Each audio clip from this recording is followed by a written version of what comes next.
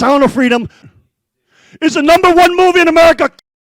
It is the #1 movie in the whole country.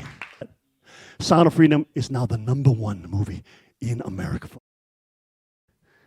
By the way, after this ancestral liberation of all the children who died of sex trafficking and pedophilia, praise the Lord Almighty, Sound of Freedom, which exposes not only Hollywood, but all the whole industry, $100 billion industry of sex trafficking children, is the #1 movie in America. Killed Indiana Jones.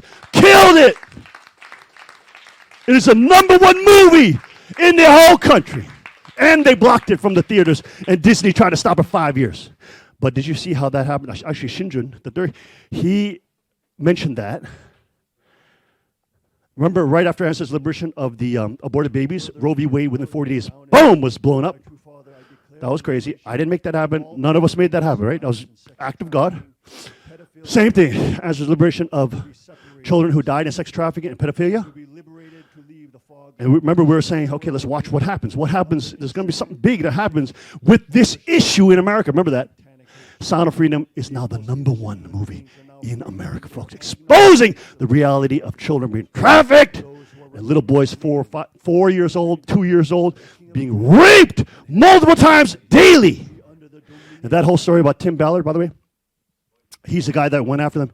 He's the guy that Jim Caviezel plays in the movie. That little boy in the movie, he tells a story of that boy in real life. That little boy in the sex trade, these demons, they want boys. Girls are too easy. Raping little girls, raping underage is too easy. They want boys. They want to rape little boys and destroy their future.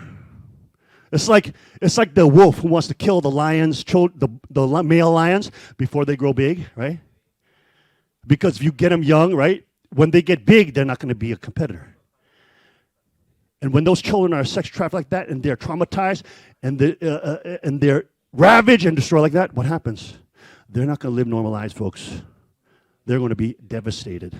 The top AIDS doctor in Korea, who treats over 40,000 AIDS patients, many of them gay, tells the reality of the gay lifestyle, the anus cult lifestyle. That's what it is. The rainbow flag is the anus cult flag. It's the cult that is infatuated with the anus. It's an anus cult.